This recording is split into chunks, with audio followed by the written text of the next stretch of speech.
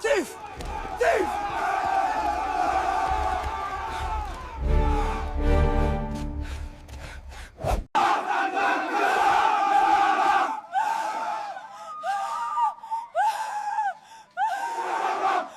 Leave her alone! If hunger can make a mother steal bread for her children, then all of us have failed her. Thief! Thief! That was the shout in the Lagos night market. People ran. Traders left their stalls. Slippers slapped against the wet ground as a woman clutching two children stumbled forward. And Ngozi, a thin woman with tired eyes, held a small loaf of bread. "I am not a thief," she cried. "My children are hungry. Please, I only took one bread."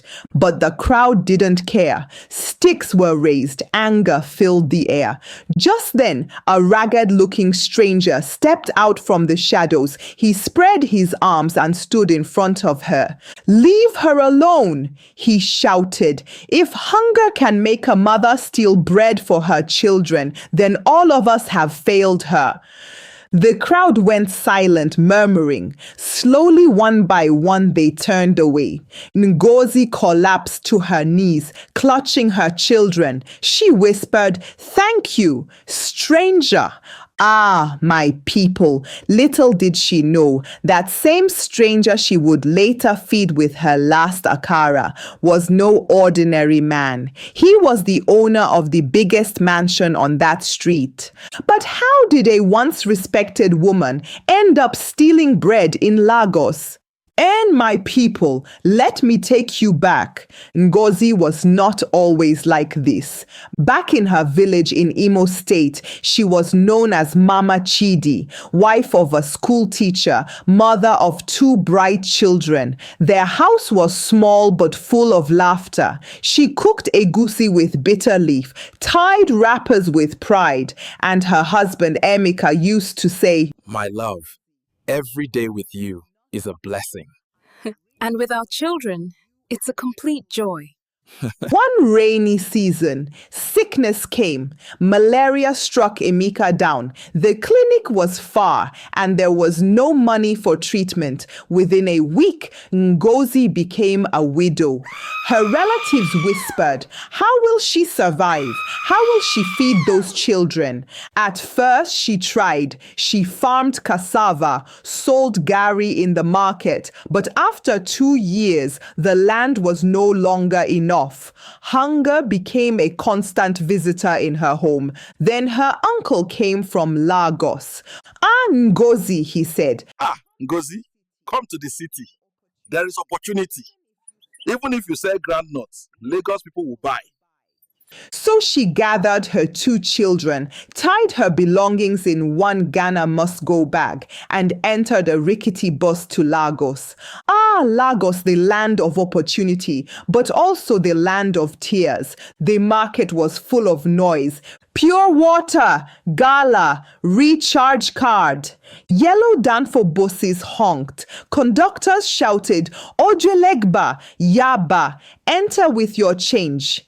Ngozi and her children squeezed into a single-room shack in Ajigunle. The roof leaked. At night, mosquitoes sang louder than church choirs. Every day she fried akara by the roadside, her children shouting, "Akara hot, buy and taste." But Lagos is not kind, my people. Some days, no one bought. Some nights, her children slept with empty stomachs. And it was during one of those nights, when hunger pressed her children's bellies flat, that she stole that loaf of bread. Days after the bread incident, Ngozi was frying akara by the roadside. The oil sputtered, her wrapper stained with smoke. Then a man appeared, dirty shirt, slippers almost torn, beard unshaven. He looked like one of the many homeless men who wandered the streets. He held his stomach and whispered, "Sister, please, One akara I have not eaten since yesterday. Ngozi looked at the little akara in her tray. Only 6 pieces left, just enough for her children's dinner.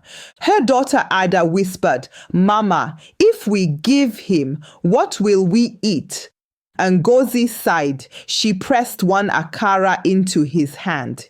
"Eat, God will provide." The man's eyes filled with tears. He ate slowly, as if each bite was gold. He said softly, "Thank you, Mama.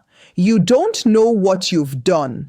From that day, he came sometimes, not to beg, just to sit nearby. He would talk with her children, even help her fan the fire. Ngozi's neighbors mocked her. "Hey, see this widow. Instead of looking for husband, she is feeding a madman." But Ngozi always said, If God has blessed you, you must bless another. little did she know this madman was watching her heart more than her akara. Life grew harder. Rain spoiled her goods one day.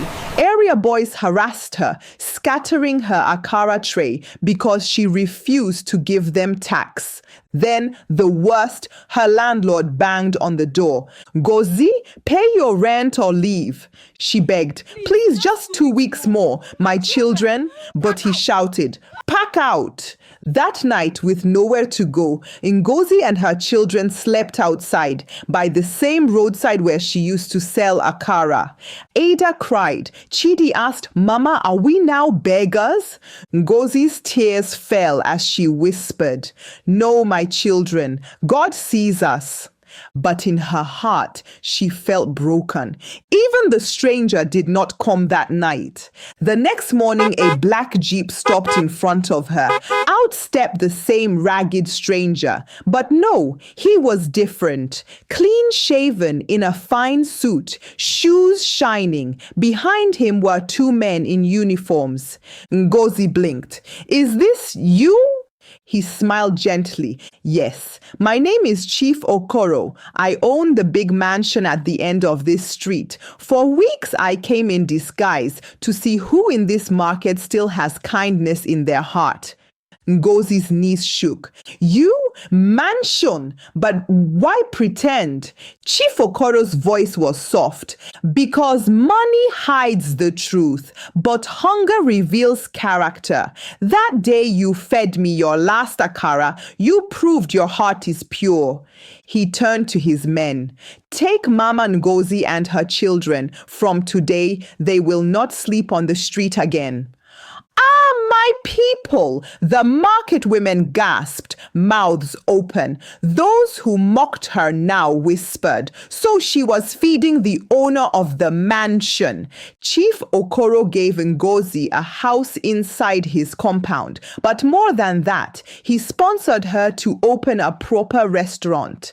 Within months, Mama Ngozi's akara and stew became famous. Drivers stopped to eat. Workers crowded at lunch. Her children returned to school, wearing clean uniforms, shoes shining. One evening, Chief Okoro sat in her restaurant. He smiled and said, "Mama Ngozi, you are not just feeding Lagos, you are feeding destiny." And so, from a widow who once stole bread in shame, Ngozi became a businesswoman respected by many. Moral: my people, never look down on anyone. The same woman you call beggar today may be the one God has chosen to feed nations tomorrow. Because truly, a stone that builders reject can one day become the corner pillar.